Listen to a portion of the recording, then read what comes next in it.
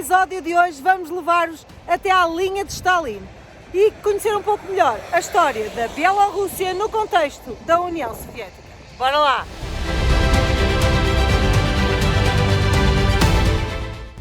Bom dia Minsk, bom dia Rui Pinto. Está um calor estranho hoje. Para além de estar super frio, ainda está tipo morrinha. Ontem teve solinho.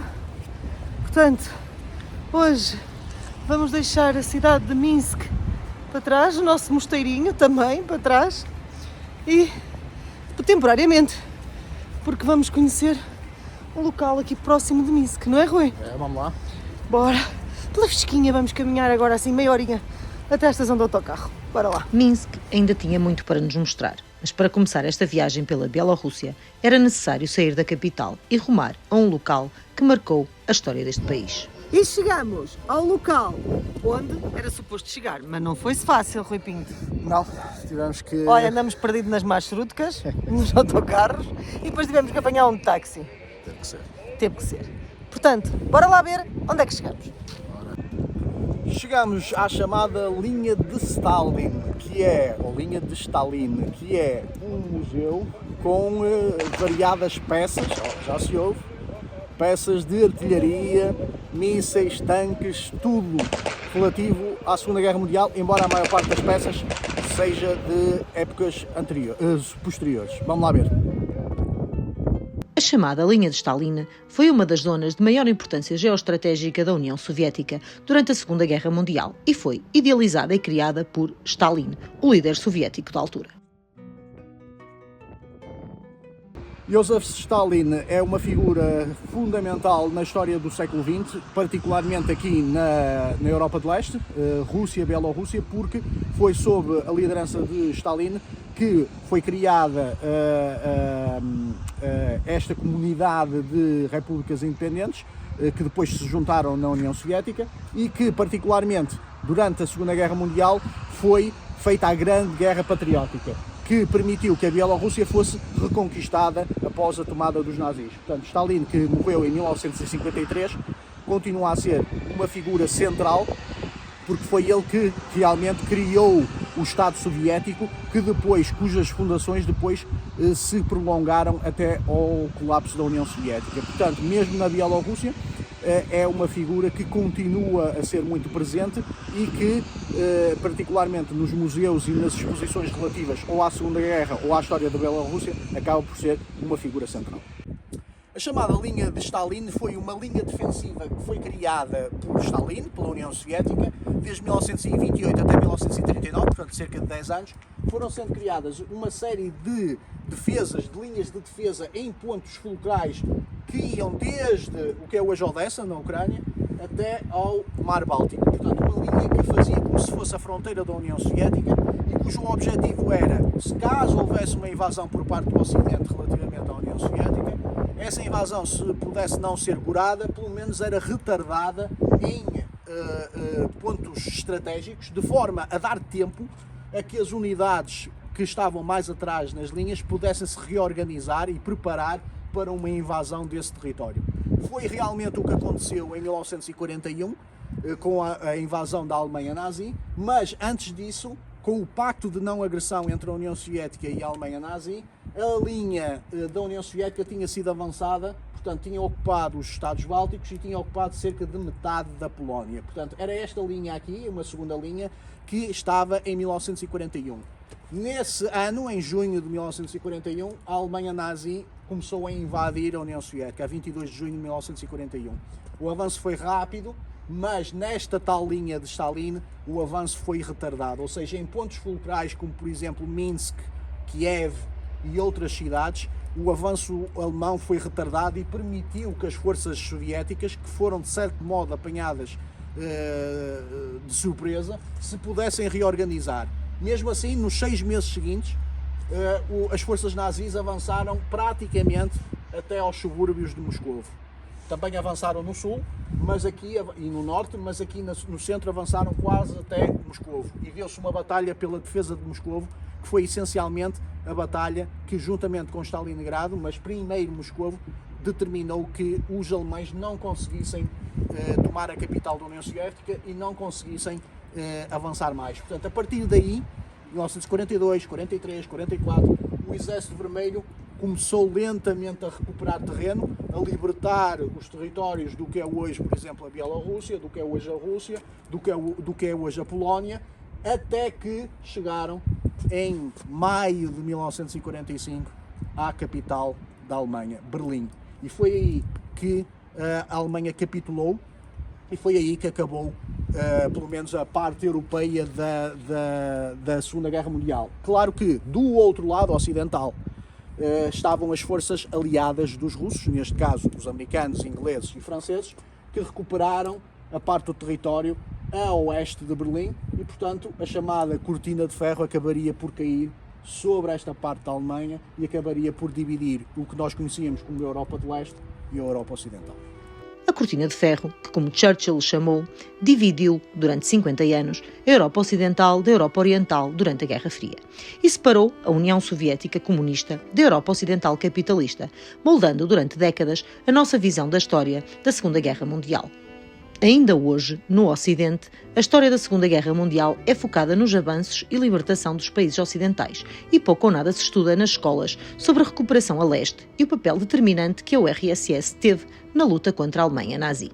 O que é hoje a Bielorrússia constituiu a linha da frente, praticamente, na invasão dos nazis em 1941. Portanto, na altura, a União Soviética tinha feito um pacto de não agressão com a Alemanha nazi, tinham dividido o que é hoje a Polónia basicamente a meio, e, portanto, a linha da frente estava aqui encostada, porque a Bielorrússia faz aqui fronteira com a Polónia. Portanto, quando houve a invasão em junho de 1941, a Bielorrússia foi dos primeiros territórios a ser invadida pelos nazis, constituiu a linha da frente, houve ferozes combates, mas a invasão nazi foi bem sucedida, portanto praticamente foram até aos subúrbios de Moscovo, invadiram tudo o que é hoje a Bielorrússia, foi dominada pela Alemanha nazi, que só foi recuperada depois em 1944, portanto 43, 44, dependendo dos lugares.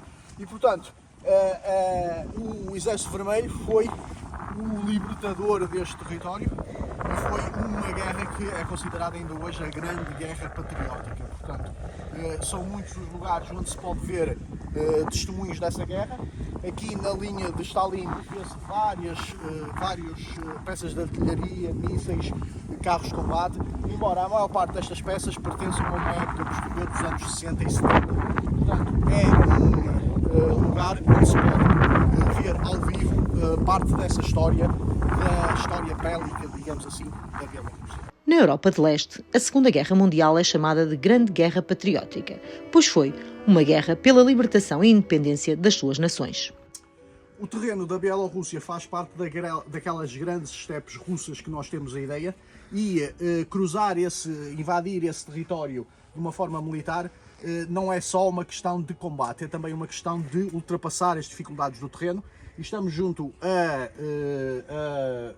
veículos que são veículos de engenharia militar, em que fazem o estudo do terreno, tem veículos que dá para ultrapassar obstáculos e veículos que dá, inclusive, para construir pontes. Portanto, todo o tipo de terreno que é preciso ultrapassar, é preciso estudar esse terreno, é preciso ultrapassar determinadas dificuldades e é preciso, por exemplo, construir pontes militares sobre os rios.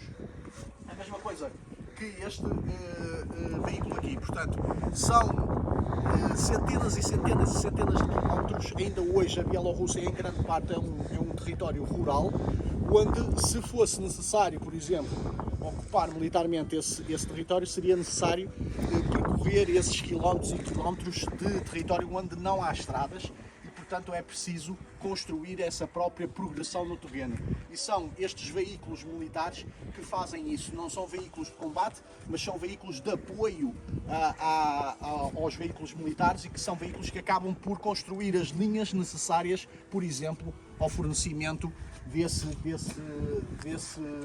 às linhas de fornecimento desse avanço. Portanto, a chamada engenharia militar é fundamental no avanço militar de territórios tão grandes como o que é a Bielorrússia e ainda mais a Rússia propriamente dita. A Bielorrússia tem uma história bélica que ainda hoje marca a sua posição e papel na geopolítica no mundo. Encravada entre a Rússia e a União Europeia, que se tenta alargar a leste, a Bielorrússia funciona como um tampão. A Bielorrússia é uma espécie de almofada que divide dois velhos impérios. O velho continente europeu, que procura as glórias de um passado perdido depois da descolonização e do fim da escravatura africana, através da coligação de países na União Europeia. E a Rússia, que procura as glórias perdidas depois do final da Guerra Fria e do desmembramento da URSS. Nesta armadilha geográfica, não há espaço geopolítico para a neutralidade. Uma das características do terreno aqui da Bielorrússia é que tem um inverno bastante rigoroso e em grande parte do inverno o território ou está completamente gelado ou está, por exemplo, parcialmente derretido, convertendo o território num lamaçal. Portanto, para o avanço nessas condições é fundamental, por exemplo, o ser capaz de progredir e o ser capaz, por exemplo, de escavar trincheiras em solo gelado. Portanto, este veículo que está aqui é um veículo que escava trincheiras até cerca de 1,5 metro de profundidade, quer o solo seja gelado ou parcialmente derretido, e, portanto, isso é fundamental para a construção de linhas defensivas e também para a progressão no terreno. Portanto, isso, principalmente o território que está parcialmente derretido, acaba por ser muito complicado a progressão no terreno, e era por isso que as grandes ofensivas na Segunda Guerra Mundial ou eram feitas no verão ou no inverno. Portanto, no verão quando o solo estava seco, ou no inverno quando estava completamente gelado. A primavera era o principal problema, que era quando havia o degelo e a lama impedia muitas vezes a progressão dos veículos. Portanto, todas essas partes da progressão no terreno têm que ser pensadas e têm que ser apoiadas com veículos deste tipo. Num terreno condicionado pela geografia, a Bielorrússia foi palco de avanços e recuos nazis e soviéticos, e mais de 80% do país foi completamente destruído na Segunda Guerra Mundial, incluindo a sua capital. As vias fundamentais neste tipo de território são os rios e, portanto, quer na passagem dos rios, portanto, na construção de pontes é absolutamente fundamental, mas também os rios muitas vezes são historicamente, desde há séculos, vias de comunicação nestes territórios, mas particularmente na progressão militar é absolutamente fundamental poder cruzar os rios, construir pontes, fazer passagens de ferries e, portanto, este tipo de veículos permite, por exemplo, transportar pontes de um sítio para o outro, transportar ferries de um sítio para o outro e, portanto, permitir que a produção militar se faça progressivamente, digamos assim, ultrapassando essas divisórias naturais que são os rios. Portanto, os veículos anfíbios são fundamentais para isso.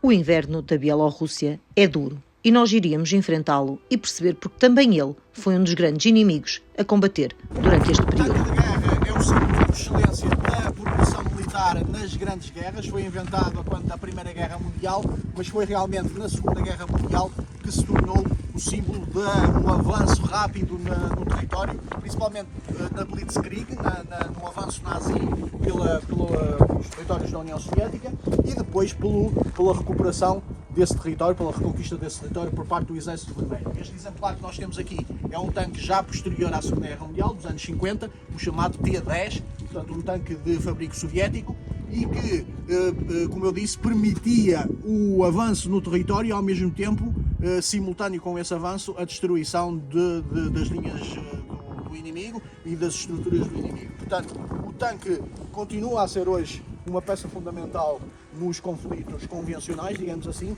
e no avanço em territórios abertos, principalmente em territórios que são amplos e que permitem que estes veículos façam essa produção do terreno. Mas a guerra alimenta-se de uma indústria de guerra que direciona a economia para a produção de armamento. De um lado e do outro do conflito, as populações vivem para a guerra. Os homens a combater nas frentes de batalha. As mulheres e os homens mais novos, velhos e fracos a produzirem as armas e os veículos que matarão os jovens e destruirão as famílias do lado dos inimigos. À semelhança da Alemanha nazi, a União Soviética, após a invasão nazi, tornou-se um país cuja economia era uma economia basicamente orientada para a guerra. Ou seja, nas diferentes cidades industriais do território, do seu vasto território, eram produzidas milhares de peças, diferentes peças de guerra e milhares de tanques de diferentes tipos, tanques mais leves, tanques mais pesados, tanques cuja mobilidade era maior ou menor, ou cujo poder de disparo era maior ou menor. Portanto, a grande diferença, provavelmente relativamente à Alemanha nazi e que permitiu no final a vitória soviética, era a diferença de poder em termos de poder humano, digamos assim, porque tinha uma população maior e uma população mais disponível para a guerra, e principalmente a sua produção industrial. Portanto, a produção industrial soviética atingiu níveis completamente incríveis durante a Grande Guerra, permitindo que a frente de combate fosse continuamente fornecida deste tipo de material, que, lembre-se que em grandes batalhas, como foi a Batalha de Minsk, por exemplo, e em grandes batalhas da Segunda Guerra Mundial, quer na primeira fase de tomada nazi, quer na segunda fase de reconquista soviética, eram batalhas onde se destruíam muitas vezes centenas de veículos blindados, incluindo tanques, e que depois era preciso substituir esse material. Portanto, este tipo de material, a produção deste tipo de material atrás da linha da frente, portanto muitas vezes muito afastado da linha da frente, foi absolutamente fundamental para que a capacidade de guerra permanecesse em níveis que permitissem derrotar a Alemanha nazi. Os trabalhadores que nas fábricas trabalham para a guerra serão frequentemente esquecidos na história. Já os industriais ficarão para a história como donos de grandes fortunas e que viram na guerra uma oportunidade de enriquecimento. A guerra é um negócio e com tantos anos de conflitos, meio mundo já sabe como enriquecer quando há sangue nas ruas, especialmente no velho continente, desde o Atlântico até aos Montes Jurais. Outra das vias fundamentais para a progressão no terreno e também para o fornecimento das linhas de combate é a linha ferroviária. Portanto, nestes grandes espaços abertos das estepes da Bielorrússia e Rússia, a linha de caminho de ferro é absolutamente fundamental. Inclusive, existiam, como este exemplar, comboios blindados que faziam a defesa dessa linha, digamos assim. Podiam transportar também, por exemplo, líderes militares que visitavam a linha da frente, mas essencialmente a linha ferroviária era uma linha de transporte de mercadorias e de veículos de combate. Se nós quisermos transportar, por exemplo, os tanques das fábricas para a linha da frente, nós temos que transportar esses tanques, nomeadamente pela linha ferroviária. Portanto, é a maneira privilegiada de fornecimento da linha da frente desses veículos pesados que só podiam ser transportados dessa forma. Hoje em dia já existem aviões capazes de transportar várias unidades de tanques, mas a linha ferroviária continua a ser a melhor maneira de fornecer a linha da frente desses veículos que são muito pesados. Portanto, este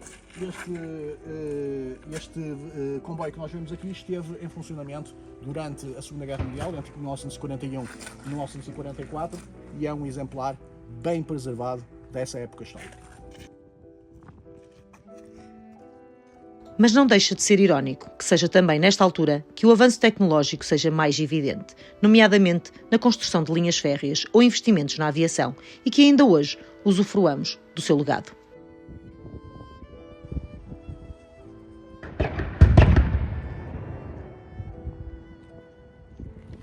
É impressionante como durante a nossa visita, ocasionalmente, se ouve eles a fazerem detonar armas de artilharia para ali por onde nós vamos, em direção àquele lugar. Vamos ver o que é que se passa ali. Na linha de Stalin, para além de centenas de veículos utilizados na guerra, ainda existem bunkers e mísseis que nos transportam no tempo. É impossível percorrer este espaço e não sentir o poder destrutivo de tudo o que é construído durante um período de guerra.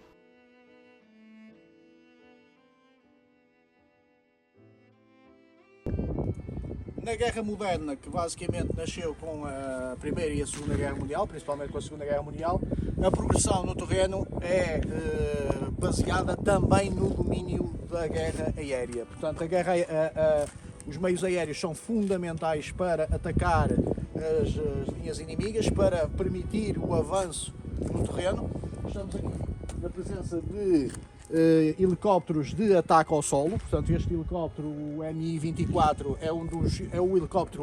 era o helicóptero mais usado no tempo da União Soviética. Portanto, são helicópteros capazes de destruir veículos blindados no solo, atacar linhas inimigas, e assim como também é possível o apoio logístico também ao avanço. Estes meios aéreos vêm desde a Primeira Guerra Mundial, que foi quando os aviões começaram a ser usados, quer no ataque ao solo, quer em batalhas aéreas. Mas estamos aqui na presença de um avião desse tipo, há mais anos, quer depois aviões mais modernos, como os caças que existem atualmente, e que são fundamentais até nas guerras mais modernas. O meio aéreo é utilizado massivamente antes da progressão do terreno, ou seja, é o domínio aéreo que permite, por exemplo, que haja a invasão de um determinado território e que haja progressão nesse território. Portanto, os meios aéreos são absolutamente fundamentais e também foram na Segunda Guerra Mundial, quer na frente ocidental.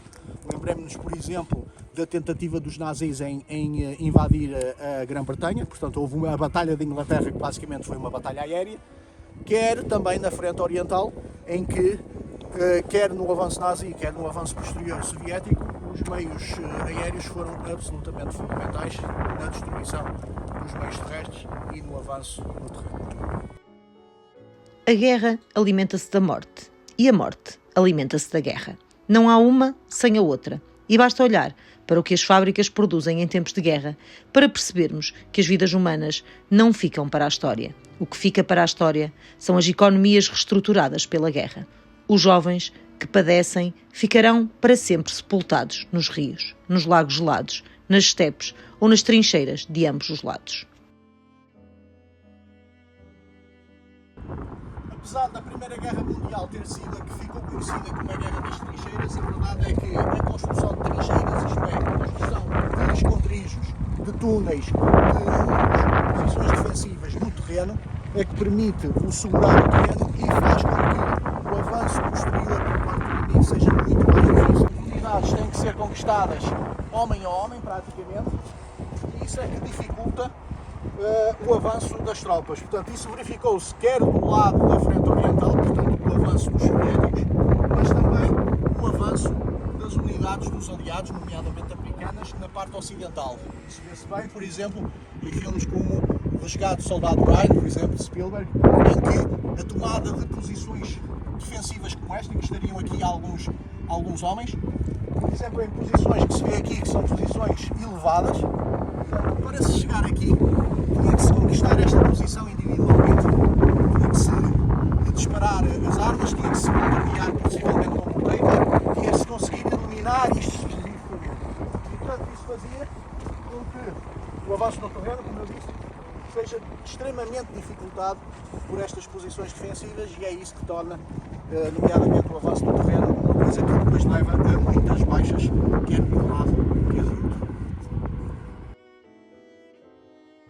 A linha de Stalin pode parecer um amontoado de armamento devoluto, mas é muito mais do que isso. É memória histórica do que significa a indústria do armamento.